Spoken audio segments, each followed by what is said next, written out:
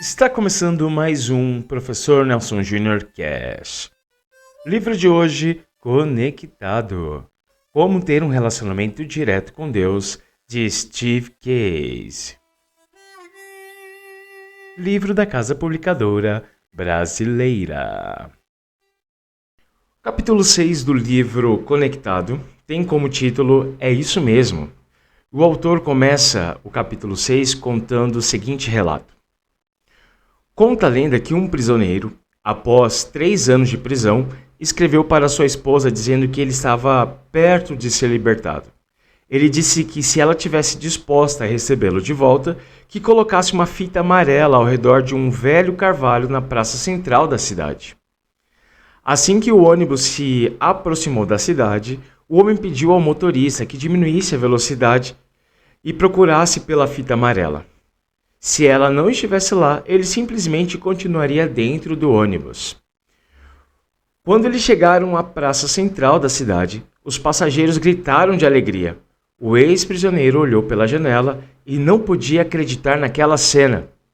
Havia uma centena de fitas amarelas ao redor daquele velho carvalho. A história virou notícia. Ela inspirou 2 pessoas a escrever uma canção que em pouco tempo se tornou um sucesso. Seria essa apenas uma historinha romântica, um retrato da realidade? Será que realmente podemos ir para casa? Mesmo que alguma coisa pareça boa demais para ser verdade, ela ainda pode ser verdade. É isso mesmo. Crianças podem discutir sobre qualquer assunto, evento ou promessa. Meu pai vai me levar para passear. Não vai. Vai. Não vai. Vai. A disputa pode não ter fim até que o tempo mostre o resultado. Será que o pai da criança a levou para passear? São muitas histórias em que crianças sentem a dor da promessa quebrada. A maioria dos pais carrega uma grande carga de culpa por não cumprir a sua palavra. As expectativas não alcançadas de uma criança estabelecem um patamar para o desapontamento. Por milhares de razões e experiências acumuladas, aprendemos a não confiar. Como isso se relaciona à nossa conexão com Deus? Quando percebemos a feiura do nosso próprio egoísmo, quando ignoramos ou negamos a Deus, a esperança facilmente escapa de nós e a culpa se estabelece onde a esperança não pode alcançá-la. Como podemos verdadeiramente crer que Deus vai nos perdoar? Não vai. Vai. Não vai. Vai. Talvez a incerteza não termine até que haja uma prova concreta. Será que Deus nos perdoou? A Bíblia afirma categoricamente: nele temos a redenção por meio do seu sangue, o perdão dos pecados, de acordo com as riquezas da graça de Deus. Quando essa convicção penetra o coração, o resultado é paz e alegria. As palavras podem ser inadequadas para descrever essa experiência, mas a mudança é real e perceptível, tanto para nós quanto para os outros. Ninguém, a não ser Deus, pode nos libertar de nossos pecados, e há aqueles que acreditam que nem Deus pode. Mas Ele pode. É isso mesmo. Quando Jesus andou na terra, as pessoas acreditavam em um relacionamento de causa e efeito entre o pecado e a doença. Se você está doente, isso prova que você pecou. Qual seria pior, estar fisicamente doente ou carregar a culpa associada à doença? Jesus aproveitou esse sistema de crença para ilustrar que Ele é Deus e pode perdoar os pecados. Ele agiu dessa forma quando curou um homem pobre bem na frente dos líderes religiosos. E ele relata o seguinte: vieram alguns homens trazendo um paralítico numa maca e tentaram fazê-lo entrar na casa, para colocá-lo diante de Jesus. Não conseguindo fazer isso, por causa da multidão, subiram ao terraço e o baixaram em sua maca, através de uma abertura, até o meio da multidão, bem em frente de Jesus. Vendo a fé que eles tinham, Jesus disse: homem, os seus pecados estão perdoados. Os fariseus e os mestres da lei começaram a pensar: quem é esse que blasfema? Quem pode perdoar pecado a não ser o próprio Deus? Jesus, sabendo que eles estavam pensando, perguntou: por que vocês estão pensando assim? O que é mais fácil dizer? os seus pecados estão perdoados? Ou levante-se e ande? Mas para que vocês saibam que o Filho do Homem tem na terra autoridade para perdoar pecados, disse ao paralítico: eu lhe digo, levante-se, pegue a sua maca e vai para casa. Percebeu o confronto? Jesus vai perdoar os pecados do paralítico. Se ele realmente pode, ele seria Deus e o homem não mais seria paralítico. Se você é cético, não acredita, como os fariseus e os mestres da lei, e você ouviu dizer que Jesus iria perdoar os pecados desse homem, você poderia repetir o diálogo. Não vai, vai, não vai, vai. Vamos voltar à história. Imediatamente ele se levantou na frente deles, pegou a maca em que estivera deitado e foi para casa louvando a Deus. Todos ficaram atônitos e glorificavam a Deus e, cheios de temor, diziam: hoje vimos coisas extraordinárias. Onde está a maravilha? Está no fato de que o paralítico saltou curado ou que Jesus perdoou os pecados? Na realidade, os dois são inseparáveis. Quando seus pecados são curados, sua vida muda. Em outra ocasião, Jesus tomou a correlação assumida entre o pecado e a doença e demonstrou seu poder sobrenatural sobre ambos. Desta vez foi com um homem que estava doente havia 38 anos. Multidões de doentes aglomeravam-se no poço de Betesda, acreditando que ocasionalmente um anjo invisível moveria as águas. O primeiro que entrasse na água após esse movimento seria curado. Quantos anos você tem? 38 anos é pouco ou é muito? Por quanto tempo as pessoas acreditarão numa superstição que as deixa doentes em vez de saudáveis? Por que viver presos sem esperança? Jesus fez uma pergunta ao homem doente: você quer ser curado? Essa foi uma pergunta vital. Mesmo assim, a resposta do homem não demonstrou muito mais do que uma resignação. Em realidade, ele disse o seguinte: ninguém me ajuda e eu não mereço. Poderíamos perguntar a ele: que tipo de resposta é essa? Você não percebe que Jesus vai curá-lo? E aí o discurso: não vai, vai, não vai, vai. Vamos voltar à história. Então Jesus lhe disse: levante-se, pegue a sua maca e ande. Imediatamente o homem ficou curado, pegou a maca e começou a andar. Em vez de discutir, o homem simplesmente tomou Jesus pela palavra. Isso é fé. E a fé sempre leva à ação, ou seja, leva a fazer o que Jesus manda. O debate afasta a ação. A discussão desperdiça o tempo. Fazer o que parece impossível demonstra fé. Agir de acordo como Deus diz, seja por desespero ou profunda confiança, conecta a pessoa com Deus. Essa história sobre a cura também inclui um assunto do pecado. E é fácil imaginar a alegria e a paz em contraste com 38 anos de doença. Mais tarde, Jesus o encontrou no templo e lhe disse: olhe, você está curado, não volte a pecar, para que algo ruim não lhe aconteça. Mas uma pessoa experimentou a cura, mais uma experimentou o perdão dos pecados. Deus providenciou o dom e o homem aceitou.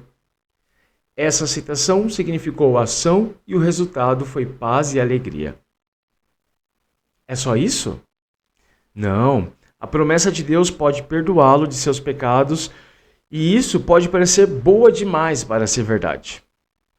Mas você deve estar pensando: é mesmo? Posso realmente acreditar nisso? Nos tempos antigos, lá no Antigo Testamento, Deus instituiu certos rituais que ajudaram as pessoas a aceitar a realidade do seu perdão. Nesses procedimentos, estavam incluídas confissão seguida de uma troca. A culpa era simbolicamente transferida de um humano pecaminoso para um animal inocente.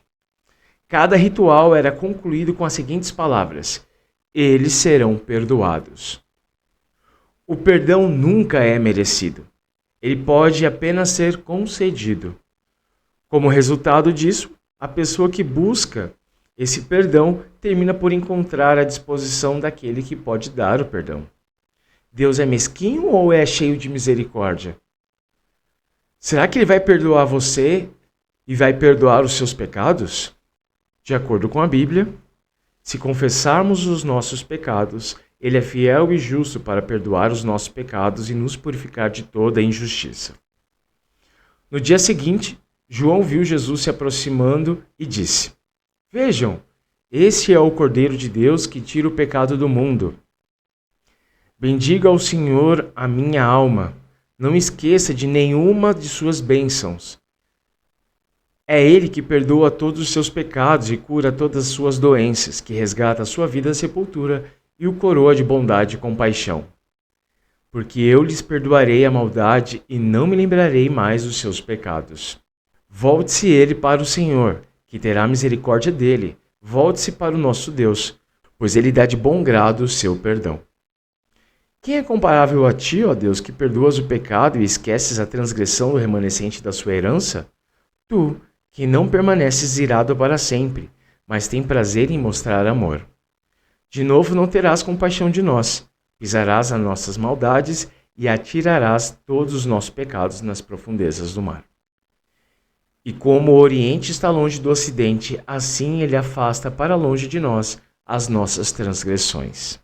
Essas amostras de passagens bíblicas retratam Deus como alguém com vontade de perdoar, repleto de misericórdia. É isso mesmo? Com base nessas declarações e promessas, você pode confiar que Deus vai perdoá-lo por todo o ato e atitude de pecado que você levar até ele. Uma das razões pelas quais você pode achar difícil acreditar que Deus realmente o perdoou é que você simplesmente não se sente perdoado. As promessas da Bíblia são muito claras a esse respeito, mas seus sentimentos afirmam o contrário. Sentimentos. Quem é você para lidar com eles? Ignore-os e você terá que torcer sua mente para realizar seu comportamento irracional. Siga-os e você estará numa montanha russa.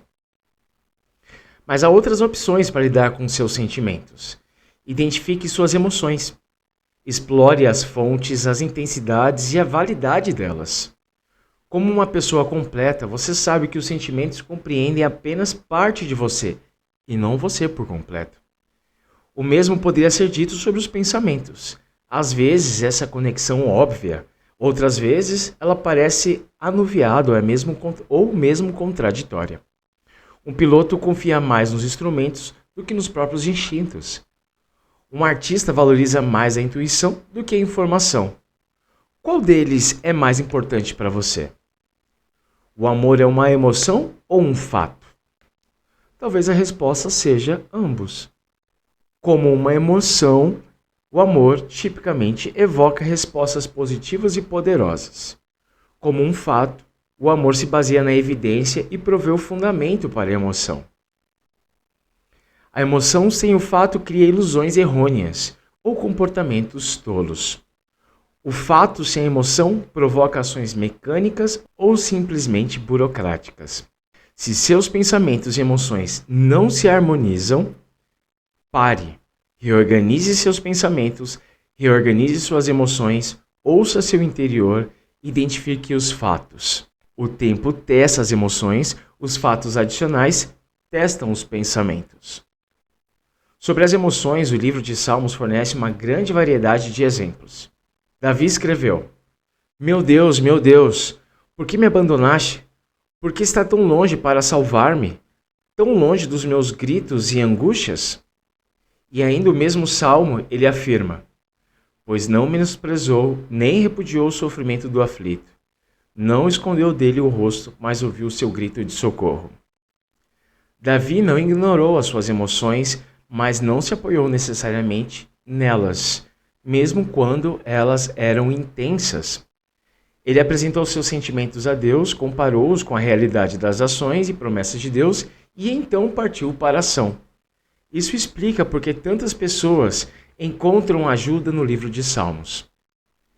Se fortes emoções negativas persistem, se você não se sente perdoado por Deus, mesmo depois de abrir o coração a Ele, encontre conforto e coragem nas Escrituras. Porque você está assim tão triste, ó minha alma? Porque você está tão perturbado dentro de mim? Ponha sua esperança em Deus, pois ainda o louvarei Ele é meu Salvador e meu Deus. Após enumerar as emoções, o salmista decide esperar em Deus e viver baseado nessa esperança. Isso é um fato ou uma emoção? Sem dúvida, são as duas coisas. Uma das razões pelas quais muitas pessoas têm dificuldade para acreditar que são realmente perdoadas é que o perdão está muito raro em nosso mundo. Alguém poderia dizer, eu perdoo você, mas isso pode soar mais como um sinal de escravidão do que uma liberdade de uma inserção. Talvez você tenha sido aquele que foi enganado e ouve a pergunta, você me perdoa? Como você vai responder? Como saber se a pessoa está realmente arrependida? Você quer dar ao ofensor a impressão de que isso pode ser simplesmente esquecido? Isso não banaliza o assunto? Quando a pessoa pratica o erro, o perdão pode oferecer uma segunda chance, mas o bom senso exige um tempo de observação. Ficar atento pode ajudar a evitar futuros problemas. Repetido o erro, o ofensor vai esperar uma imediata punição. Talvez fosse bom monitorar o progresso e voltar a uma revisão. Isso pode ser chamado de responsabilidade. Mas nem todos permitem tal graça limitada. Segundo o exemplo da grandeza de Deus em perdoar, os judeus perdoavam uma ofensa até 3 vezes, o que provavelmente é muito mais do que a maioria das pessoas perdoariam hoje. Sentindo a grandeza de Cristo em perdoar, Pedro se aproximou de Jesus e perguntou, Senhor, quantas vezes deverei perdoar o meu irmão quando ele pecar contra mim? Até 7 vezes? Jesus respondeu, eu lhe digo, não até 7, mas 70 vezes 7. A orientação de Jesus é que nós não devemos nem mesmo contar. O Senhor diz, pois os meus pensamentos não são como os pensamentos de vocês, nem os seus caminhos são os meus caminhos. Seu chamado inclui aquele que rebelou contra ele. Volte-se para o Senhor, que terá misericórdia dele. Volte-se para o nosso Deus, pois ele dá de bom grado o seu perdão. Quem fará alguma acusação contra o escolhido de Deus? É Deus quem justifica. Quem o condenará? Foi Cristo Jesus que morreu. E mais, que ressuscitou e está à direita de Deus e também intercede por nós. E Paulo continua dizendo o seguinte, quem nos separar do amor de Deus? Sua resposta bombástica é absolutamente a seguinte, nada, nem qualquer outra coisa na criação será capaz de nos separar do amor de Deus que está em Cristo Jesus, nosso Senhor. Se os durões, os vingadores ou do tipo que você deve uma para mim, são um modelo de perdão, mude seus modelos. Venha, vamos refletir juntos, diz o Senhor. Embora os seus pecados sejam vermelhos como escarlate, eles se tornarão brancos como a neve. Embora sejam rubros como púrpura, como a lã se tornarão. Mude a sua forma de pensar. Deus vai perdoá-lo, você será muito melhor e melhor será a vida daqueles com quem você se relacionar. Uma crítica contra Jesus envolveu sua incessante disponibilidade em perdoar, a qual atraía pessoas que obviamente necessitavam de perdão. Jesus lhe respondeu, não são os que têm saúde que precisam de médico, mas são os doentes. Eu não vim chamar justos, mas pecadores ao arrependimento. Jesus demonstrou que Deus busca incessantemente todos os tipos de pessoas, inclusive aqueles indiferentes à sua condição pecaminosa ou debilitados por ela, e aqueles que têm abertamente se rebelado contra Deus. Jesus demonstrou o perdão de Deus àqueles que o crucificaram, orando o seguinte, Pai, perdoa-lhes, pois não sabem o que estão fazendo. Porque Deus perdoa, Ele deseja os seus seguidores que façam o mesmo. Essa vontade não é por causa dos pecados cometidos contra eles, mas pelo perdão que eles têm recebido. O perdão está no centro da oração do Pai Nosso. Perdoa as nossas dívidas, assim como perdoamos os nossos devedores. Você já imaginou que, ao pronunciar essa oração, você pediu para Deus perdoá-lo da mesma maneira que você tem perdoado os outros? Será que você estaria em problema se Deus atendesse a essa oração? Você não gostaria que Deus fosse mais perdoador do que você tem sido, certo? Mas Ele é. O seu desejo e intenção é ver você perdoando da mesma maneira que Ele perdoa. Uma pessoa bem respeitada desdenhou de Jesus por ele ter acolhido uma pessoa de má reputação. Então, Jesus contou uma simples história sobre dois devedores. Um devia pouco e o outro devia muito. Ambos foram completamente perdoados pelo seu credor.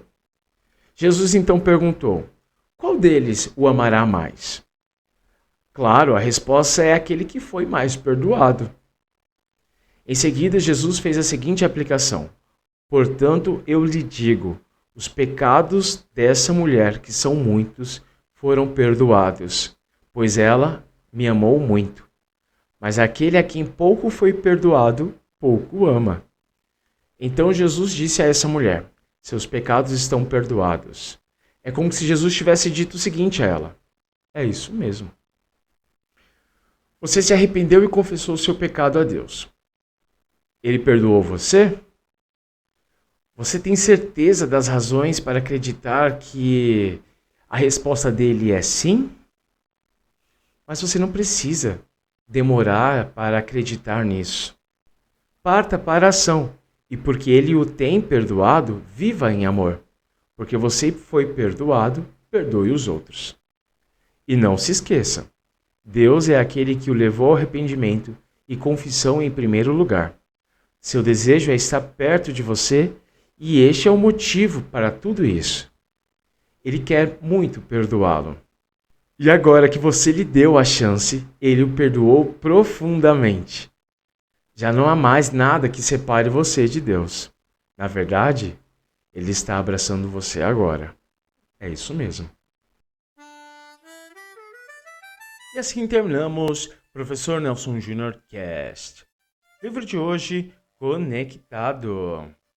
Como ter um relacionamento direto com Deus, de Steve Case.